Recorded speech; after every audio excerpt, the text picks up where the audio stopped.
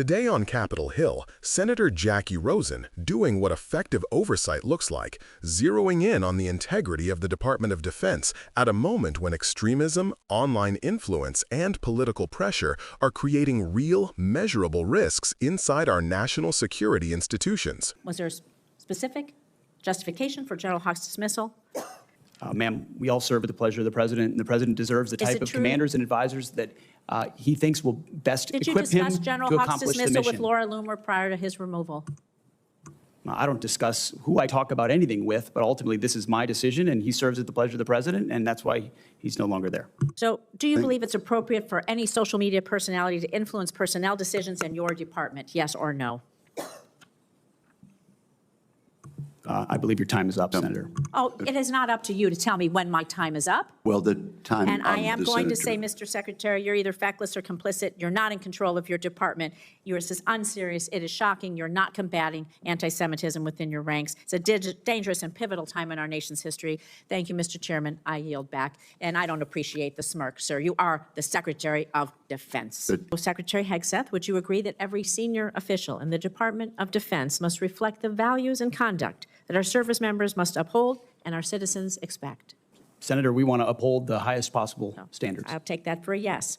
So would you also agree, then, that anti-Semitism and anti-Semitic conspiracy theories have no place in our government or military? Yes or no? They should not. Thank you. So would you also agree that anyone who has posted, and I'm going to quote, anti-Semitic conspiracy theories lifted right out of a neo-Nazi playbook, end quote, shouldn't be anywhere near a position of power?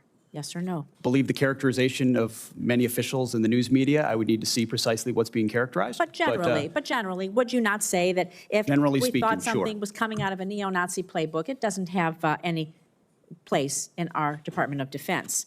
Now, Secretary Hegseth, the quote that I just read you was referencing Ms. Kingsley Wilson, the DOD press secretary. It's a direct quote from her, who my Republican colleagues on this committee have also expressed alarm over due to her comments. In fact, one colleague said, and I'm going to quote again, obviously I don't agree with her comments. I trust the Pentagon will address this, end quote. However, in the months since, not only have you not addressed these anti-Semitic comments, you have promoted Ms. Wilson.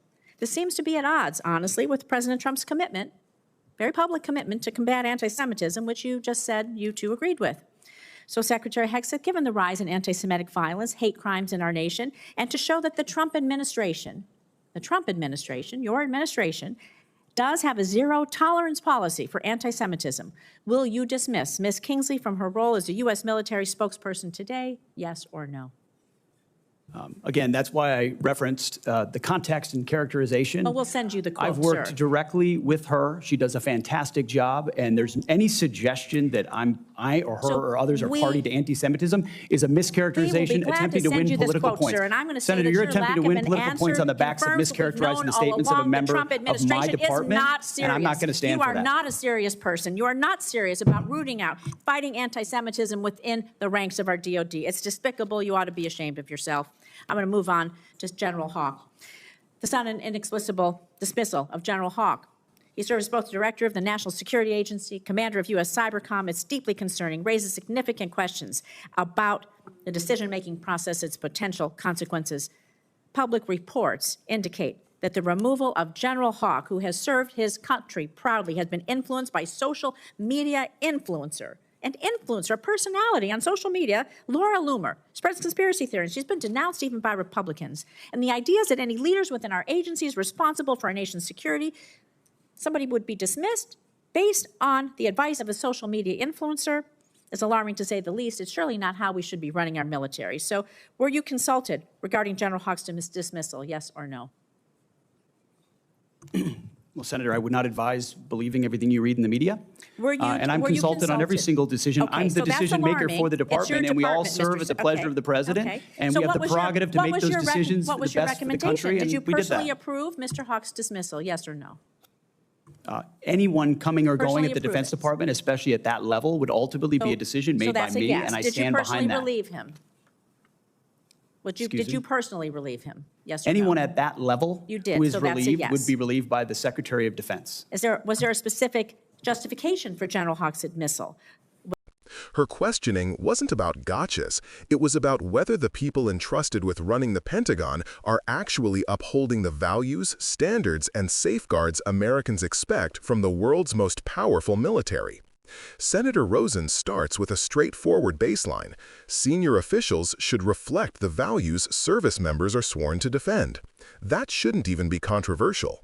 But the reason she asks it is because she's leading him toward a larger truth, that ethical leadership isn't about slogans, it's about who gets elevated, who gets disciplined, who gets protected, and whether the words zero tolerance actually mean what leaders say they mean. When she raises the case of Kingsley Wilson, the Pentagon press secretary, she's calling out something bigger than a single official's posts. She's highlighting the danger of anti-Semitic rhetoric, especially rhetoric echoing neo-Nazi conspiracy theories, inside the very institutions meant to defend a diverse, pluralistic nation. Anti-Semitism isn't just a matter of offensive speech, it's a form of extremism that historically leads to violence, discrimination, and the erosion of democratic norms. When someone in a high-level DoD communications role has publicly echoed language rooted in hate movements, the question isn't whether the comment was mischaracterized. The question is why someone like that was promoted rather than disciplined. Rosen does something crucial here.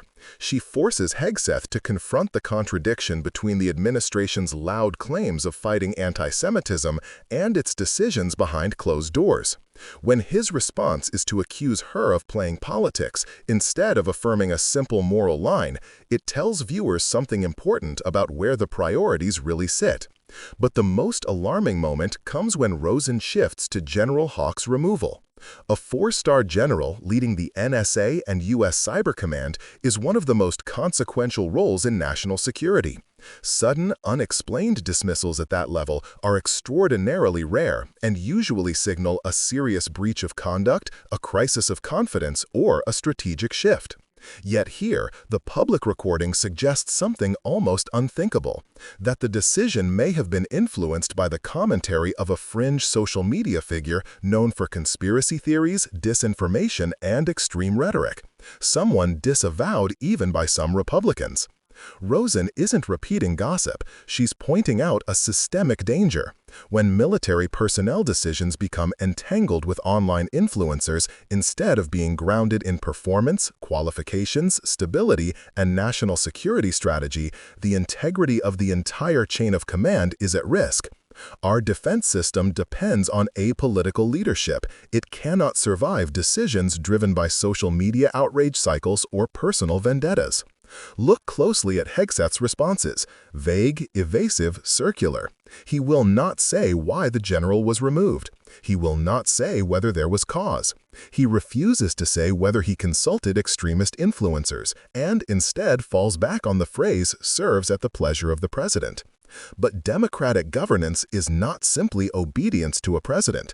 It is stewardship of the institutions that outlast any one administration. The fact that he cannot articulate a reason for dismissing the nation's top cyber defense leader raises profound doubts about who is actually pulling the strings, and whether those decisions are grounded in national security or political loyalty.